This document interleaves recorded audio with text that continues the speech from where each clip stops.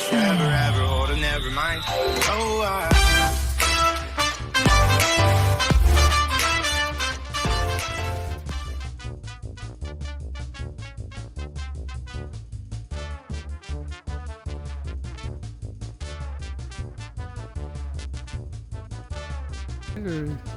Je vais vous présenter mes carrés de jardin. Donc j'ai fait avec des planches de chêne de la forêt de Chizé. Donc les planches de chêne, donc c'est l'épaisseur c'est 4 cm. Voilà, c'est pour éviter que les planches de chêne elles pourrissent, donc c'est pour ça dure dans le temps. Donc on va s'approcher. Je vais vous montrer comment je les ai fait. Donc j'ai fait un carré avec deux planches une dessus l'autre, donc ça fait à peu près 50 cm environ de hauteur. Donc dans le fond j'ai mis du bois frais, quoi, du bois vert. Et puis après j'ai mis des couches de bois qui étaient en décomposition, puis après du bois plus fin, et puis beaucoup de feuilles d'arbres. Donc pour pas que mes carrés de jardin pourrissent, donc j'ai mis du plastique noir qui sert pour les fondations des maisons.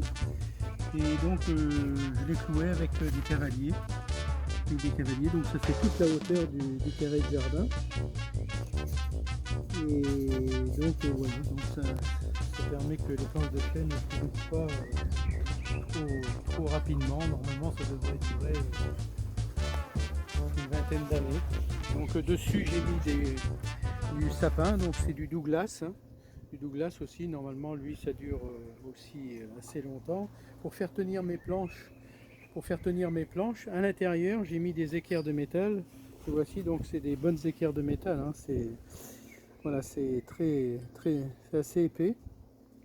Donc il faut en mettre suffisamment pour éviter que le bois travaille, hein, parce que le bois il a tendance à travailler avec la chaleur. Donc là je vais vous montrer du bois qui a travaillé avec la chaleur. Donc ici là ça a travaillé un petit peu avec la chaleur, donc il faut au moins mettre 2 équerres par planche. Donc voilà, et donc bien sûr je les ai remplis de terre, mes carrés de jardin, et donc j'ai mis tous les ans je vide mes composteurs dans mes carrés de jardin.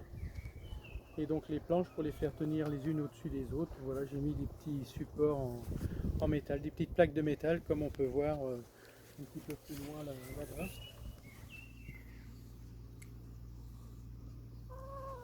Donc j'ai fait plusieurs déclinaisons de carrés de jardin. Donc on va en voir, j'en ai fait en escalier.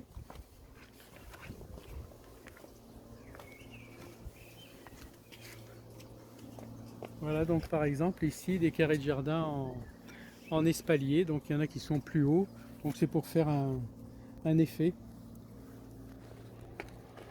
Donc après là-bas on va s'avancer. Après à l'intérieur des carrés de jardin j'ai fait d'autres petits carrés à l'intérieur, mais c'est des petits carrés de surface.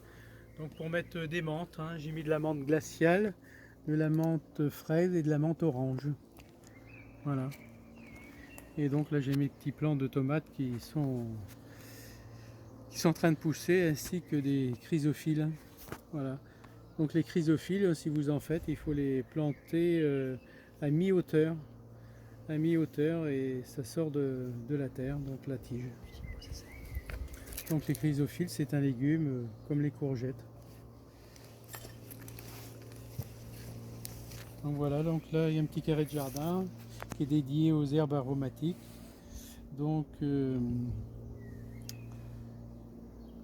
du serpolet il y a, et puis ça c'est de l'herbe à pizza, donc, et puis là-bas j'ai une autre herbe aromatique également.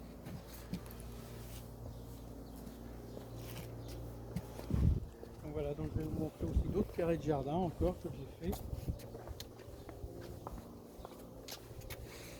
Donc avant, on fait par exemple l'avantage des carrés de jardin, c'est que comme la terre est plus basse, Donc on peut mettre dessus, par exemple, j'ai récupéré des cabines de douche par exemple.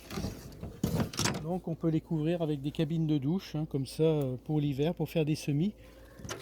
C'est bien pratique. Et donc l'avantage des carrés de jardin en permaculture comme ça, c'est que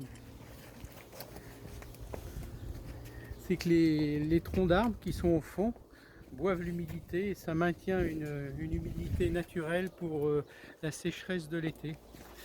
Et puis comme la terre est surélevée, donc ça permet aussi que la terre prenne la température beaucoup plus rapidement, ce qui permet d'avoir un jardin plus précoce. Donc là, voilà encore d'autres carrés de jardin. Donc avec des petits carrés d'herbes aromatiques, encore d'autres variétés de menthe.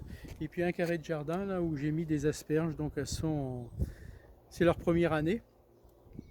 Donc voilà, il faut attendre les 3 ans pour ces asperges.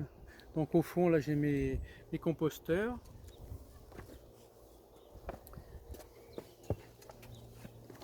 Voilà, j'ai mes composteurs, donc dedans on met le fumier de poule, on met les tailles aussi d'arbres que je coupe en petits morceaux que je mets dedans, les déchets ménagers, les WC secs aussi dedans, ainsi que la sûre des WC secs, voilà. Voilà, donc tout ça, ça fait un bon compost, hein, et ça fait de l'engrais gratuitement. Ici j'ai des cartons, donc les cartons vont permettre dans les carrés de jardin pour l'été, pour éviter que ça se déshydrate, les carrés de jardin, bah, je mets ça en paillage. Et puis dessus je mets des tailles de tonte de pelouse et puis tailles d'arbres aussi dessus, hein, pour pas que le vent les emmène. Donc voilà, donc les carrés de jardin, on peut mettre aussi des tunnels comme il y a là-bas, hein, pour accélérer les choses. Et donc voilà, je pense que je vous ai tout dit sur les carrés de jardin.